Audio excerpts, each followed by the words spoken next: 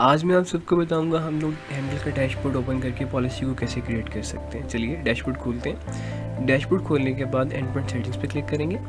इस पर क्लिक करने के बाद क्रिएट न्यू पॉलिसी पे क्लिक करेंगे। अब ये मेरे पास पॉलिसी कंट्रोल ओपन हो चुका है। मुझे यहाँ पे कुछ सेटिंग्स क्रिएट करनी है। First of all policy name मैं कुछ भी दे देता हूँ, जस्ट लाइक टेस्टिंग। उसके बाद पॉलिसी चेक इंटरवल टाइम मेरे पास 15 मिनट्स होना चाहिए। CPU और मेमोरी थ्रेशोल्ड हम रिकमेंड करते हैं कि आपने 80% पे रखनी है। इससे होगा ये कि हैंडल आपको अलर्ट जनरेट कर देगा जब भी आपका सिस्टम की यूजेज और मेमोरी 80% से ऊपर जाएगी। Licensing check interval time 240 minute पे ही रहना चाहिए। उसके बाद हमारे पास प्रॉक्सी सेटिंग आ जाती है। इसमें अगर मैंने अपने सिस्टम को मैनुअली प्रॉक्सी देनी है तो मैं यहाँ पे कर सकता हूँ इसको ऐड। अभी मुझे ज़रूरत नहीं है, इसलिए मैं यूज सिस्टम डिफ़ॉल्ट पे ही काम करूँगा। एडिशनल सेटिंग्स में मुझे include in release candidate program पे चेक करना है। एनफोर्स अनइंस्टॉल पासवर्ड ये बहुत ज़रूरी है। इससे होगा ये कि मेरे सिस्टम से कोई भी हैंडल को अनइंस्टॉल नहीं कर सकता अंटिल जब तक उसको ये पासवर्ड ना आता हो। सिंक्रोनाइज विद टाइम सर्वर, इस पर हम चेक करेंगे और इनेबल वेक ऑनलाइन पे चेक करेंगे।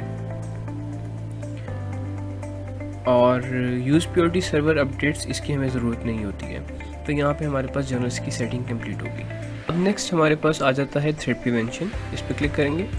उसके बाद हमारे पास डार्कलेट गार्ड है। डार्कलेट गार्ड में जनरल सेटिंग्स में हमें किसी भी ऑप्शन की ज़रूरत नहीं है, तो हम इसको अनचेक रहने देंगे। ये हमारे पास एनेबल डोमेन वाइट लिस्ट है, एनेबल डोमेन ब्लैक लिस्ट है। इन दोनों जगह से हम वेबसाइट को वाइट लिस्ट भी कर सकते हैं, ब्लैक लिस्ट भी कर सकते हैं। तो मुझे यहाँ पे कुछ कैटेगरीज को ब्लॉक करना है और मैं यहाँ पे कैटेगरीज को सिलेक्ट करूँगा और वो कौन सी हैं 1 2 3। ये आपने भी अपने सिस्टम्स पे इस कंसोल पे लाजमी डालनी है। उसके बाद हमारे पास जो नेक्स्ट पार्ट है वो है वेक्टर डिटेक्शन का। ये बाय डिफ़ॉल्ट ऑन होता है। अब थर्ड पार्ट हमारे पास आ जाता है पैच एंड एसेट्स, इस पर क्लिक करते हैं। इस पर क्लिक करने के बाद enable third party application module को चेक करेंगे। यहाँ पे हम एप्लीकेशंस को इंस्टॉल कर सकते हैं, अपडेट कर सकते हैं। बेसिकली हैंडल हमें एक प्लेटफॉर्म दे रहा है जिसके थ्रू हम इसी कंसोल को ऑपरेट करते हुए एप्लीकेशंस को इंस्टॉल भी कर सकते हैं और अपडेट भी कर सकते हैं। ऑन द अदर हैंड यहाँ पे अगर हमने कोई एप्लीकेशन डिलीट करनी है, लेट्स एज्यूम मैं कहता हूँ कि hotspot shield start with add करता हूँ, तो ये मेरे सिस्टम से डिलीट भी हो जाएगी। तो थर्ड पार्टी एप्लीकेशन मॉड्यूल का पर्पज़ ये है। अब नेक्स्ट इसमें जो है माइक्रोसॉफ्ट अपडेट्स पे क्लिक करते हैं। इस पर क्लिक करने के बाद मुझे यहाँ पे कुछ सेटिंग्स करनी है, अनेबल करूँगा इसको।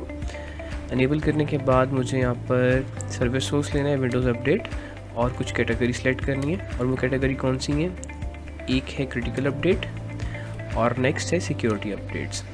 तो मुझे ये 2 अपडेट्स माइक्रोसॉफ्ट में चाहिए। इसके अलावा हम माइक्रोसॉफ्ट की अपडेट्स का शेड्यूल भी कर सकते हैं किसी भी टाइम, मंडे से लेकर संडे तक और किसी भी टाइम के दौरान में। तो यहाँ पे मेरे पास माइक्रोसॉफ्ट की सेटिंग्स भी कंप्लीट होगी।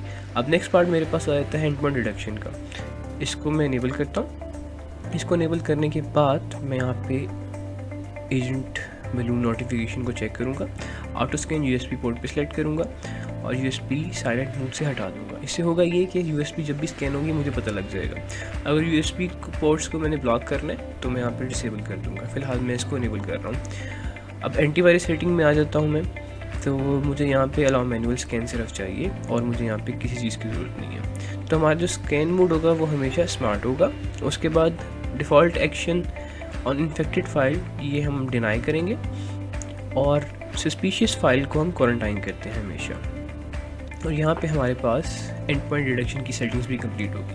अब नेक्स्ट पार्ट हमारे पास आता है फायरवॉल्स का। फायरवॉल में आने के बाद यहाँ पे मैं इन तीनों को सिलेक्ट करूँगा और इन तीनों को अलाउ कर दूँगा। फायरवॉल में हम कर ये सकते हैं किसी भी एप्लीकेशन की कनेक्टिविटी को, इनबाउंड कनेक्शन को, आउटबाउंड कनेक्शन को हम ब्लॉक कर सकते हैं। तो फिलहाल मैं यहाँ पे कोई ब्लॉकेज नहीं कर रहा। अलाउ आइसोलेशन, इसको हम अनचेक कर देंगे।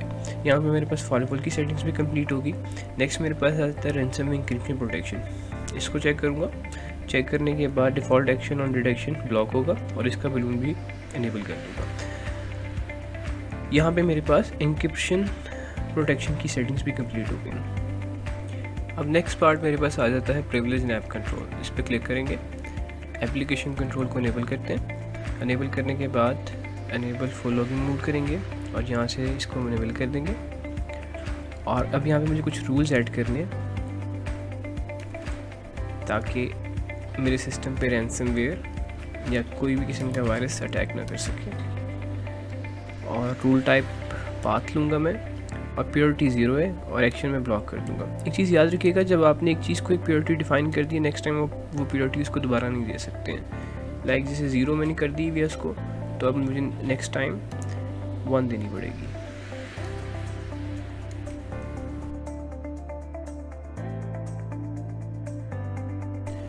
सो फाइनली हमारे सब रूल्स ऐड हो चुके हैं। अब हमारी सेटिंग्स भी कंप्लीट हो गई हैं। अब यहाँ पे इस पॉलिसी को क्रिएट कर लेंगे।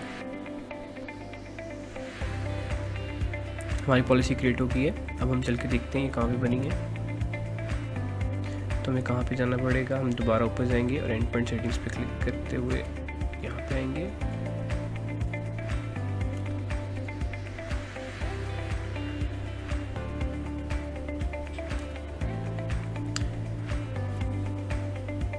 ये लोड हो रहा है। ये देखिए टेस्टिंग के नाम से हमने पॉलिसी क्रिएट की थी, अब यहाँ पे आ चुकी हुई है। हम इसको डिसेबल थी एनेबल कर लेंगे। इनेबल करने के बाद अब मुझे ये पॉलिसी अपने सिस्टम पे डालनी है। मैं मैनेजमेंट पे क्लिक करूँगा और एक्टिव क्लाइंट्स पे आऊँगा। यहाँ पे मुझे मेरे सारे सिस्टम्स शो हो रहे होंगे। फ़िलहाल मैंने अपना सिर्फ एक लैपटॉप ऐड किया हुआ है और मैं इसको चेक करता हूँ और यहाँ पे आकर मैं इसको टेस्टिंग वाली पॉलिसी जो मैंने क्रिएट की थी वो दे देता हूँ और ये मेरे सिस्टम पे अप्लाई होगी।